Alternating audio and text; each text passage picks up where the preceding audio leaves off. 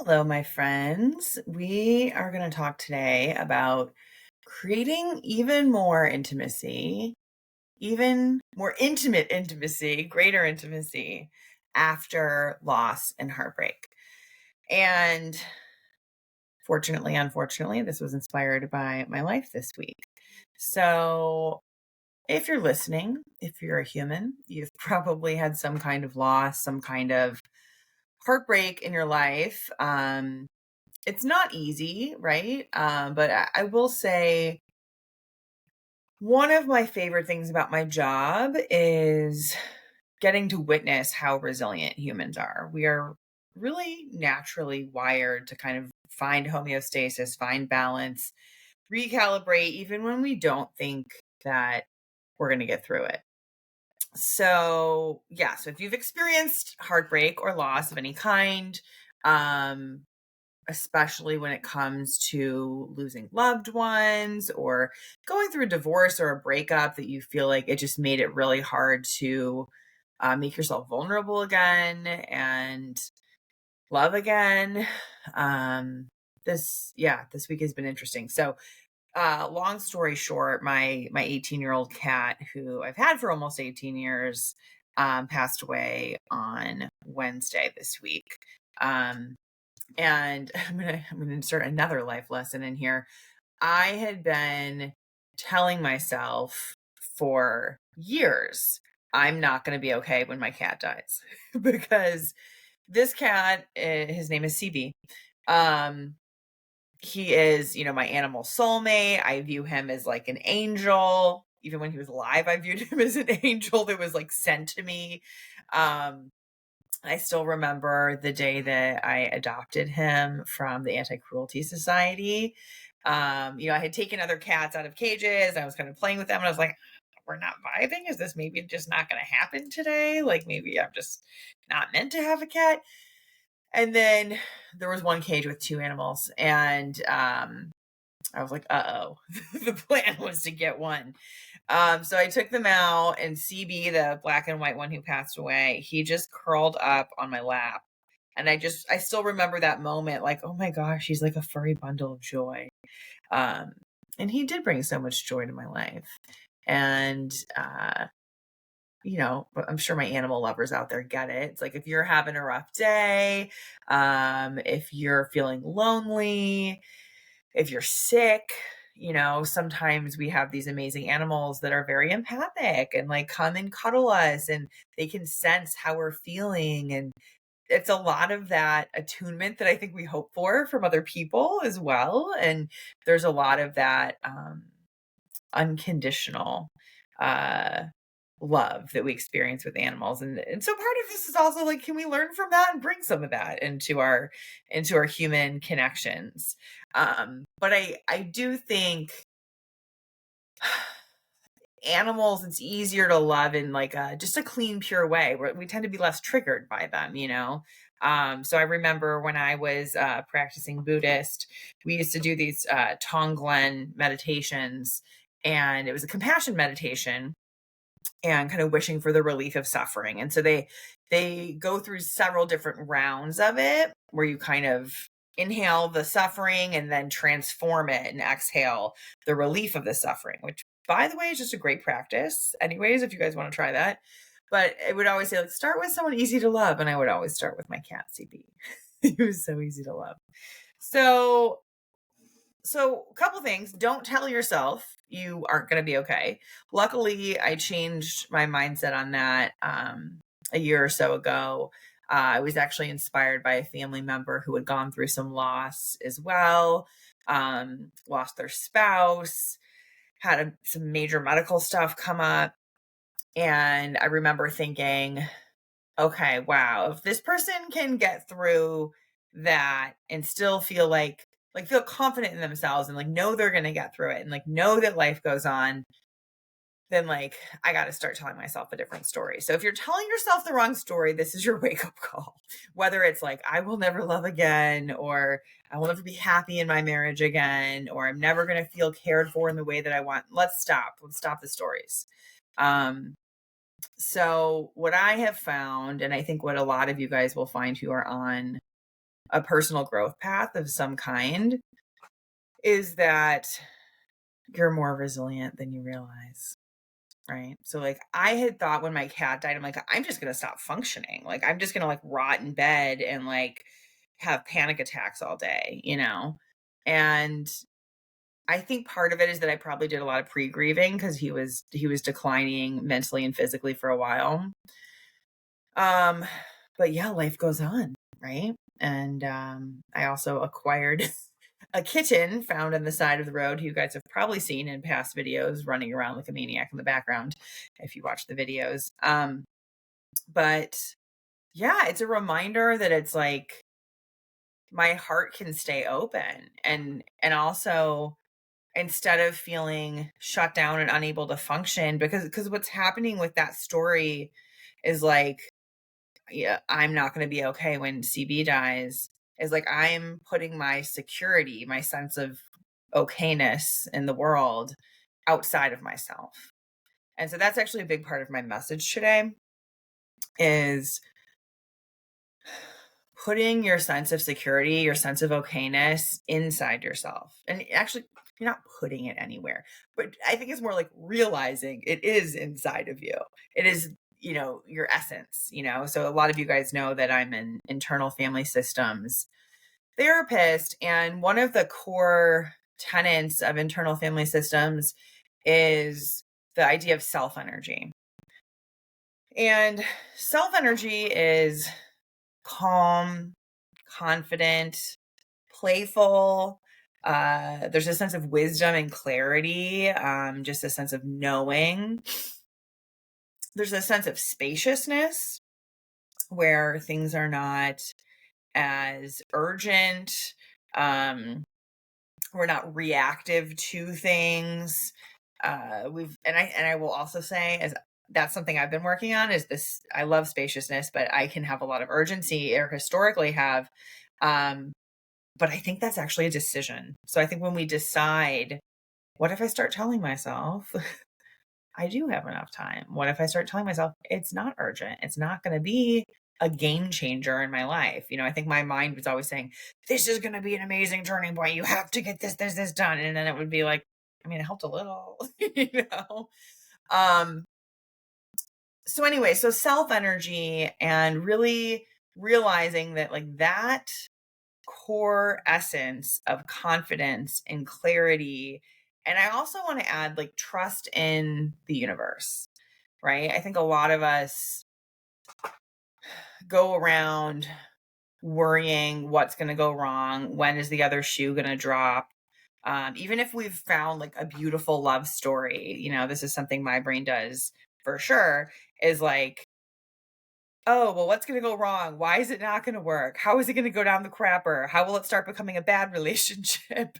And I think we do this because we want to try to prevent it, right? We do this because sort of that hypervigilance or scanning of like what possibly could go wrong gives us the opportunity to prevent it. But also what's happening is we're not trusting ourselves and we're not trusting the universe. And so it puts us in this anxious, urgent mode instead of self energy, which is spacious and trusting. And there's a sense of like things are going to unfold how they unfold. Life happens, but I'm going to be able to respond to it. And if you've been through some stuff, which again, if you're human, you have, hopefully you're able to look back and realize I got through that. I got through that most painful breakup ever. I got through my divorce. I got through, parents splitting up. I got through, whatever it is you've gone through. I got through major health issues. And you're still here, right? And so the reason I'm emphasizing this, you're like, how does this tie into intimacy? When we have that kind of deep confidence that we are okay and we're going to be okay, it allows us to take risks. And with CB dying this week, it's a reminder. And I just want to give you guys this reminder because I think we need this reminder every so often in order to live our best lives. But life is short. Life is short. Seize the day. if you've been sitting out of dating for whatever reason, and you guys are you're finding out all my issues today.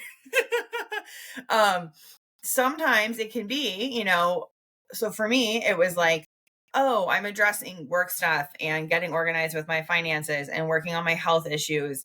And, there's sort of this story of that just has to be the top priority right now, right?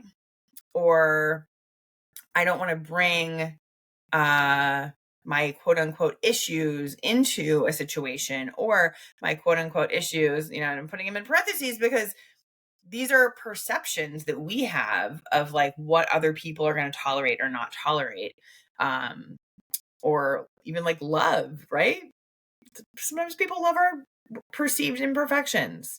I remember an ex-boyfriend was like, oh, my favorite part of your body is like your lower belly. And I was like, what? He's like, right where there's like a little curve. I'm like, what?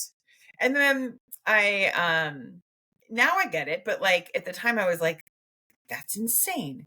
I think a lot of people find that to be an attractive part of a woman's body. But yeah, so I think when we really realize like what stories am I telling myself? How am I holding myself back when it comes to either putting myself out there dating wise, or being vulnerable in my existing relationship, you know? Sometimes we just get into like a lull in our relationship where it's like, well, this is just like how it is, or this is just my partner's limitations.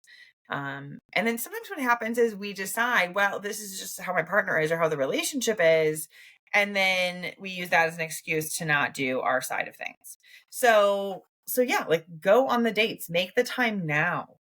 Don't wait until everything gets perfect. Don't wait until, you know, you're at the weight you want to be at, or you're making more money, or I don't know, whatever, your health is perfect. Like they really, really are protective mechanisms that we use to keep some distance between ourselves and others and to protect ourselves from heartbreak. And the other thing I kind of want to say is like, heartbreak is coming for you. It is. Like, I don't want to lie to you about it, My heart was certainly broken to some degree with my cat dying. It's been broken from breakups in the past. It's been broken from people that I love not showing up for me, on the level that I want to, and really hurting and disappointing me.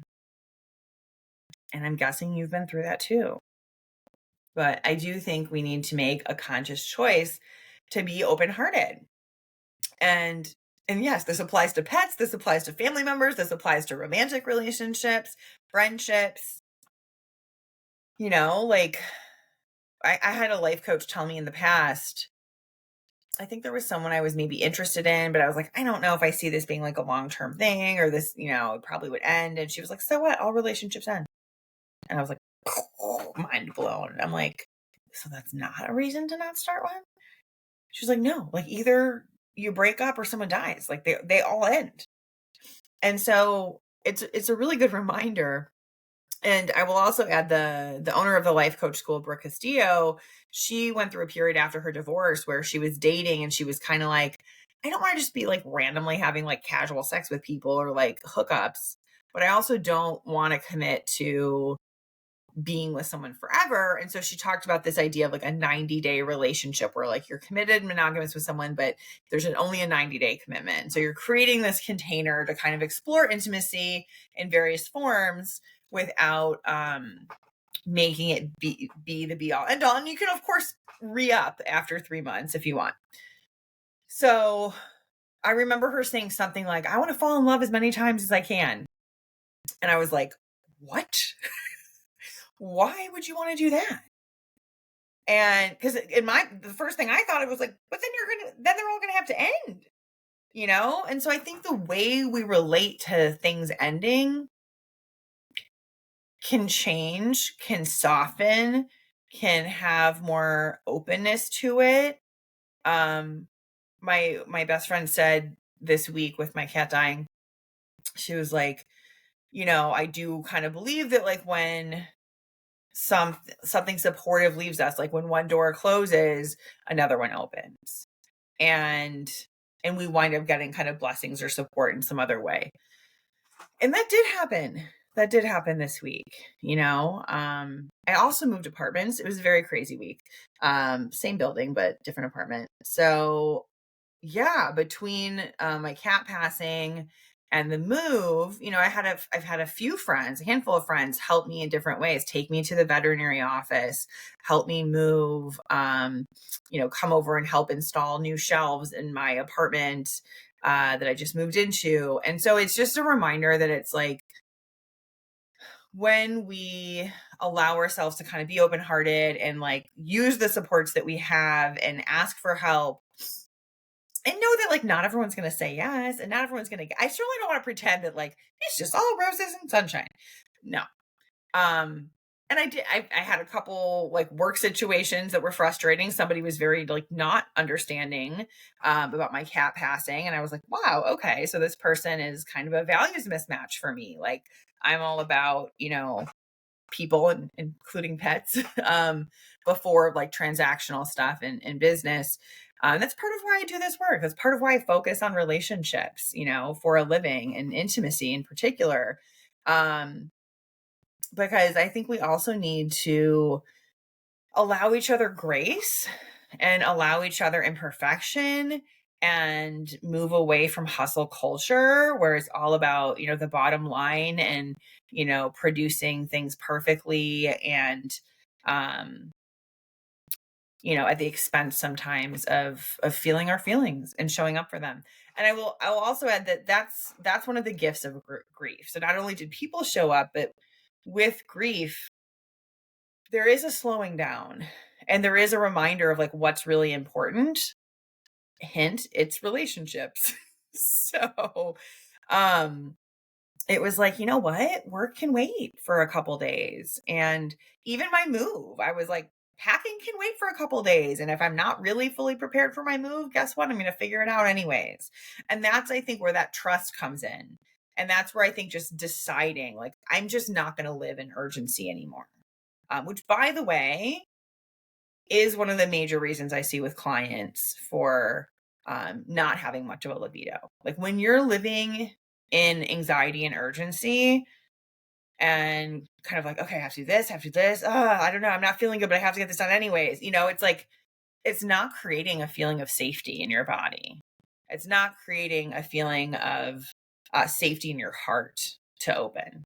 So I think that's kind of what this episode is about.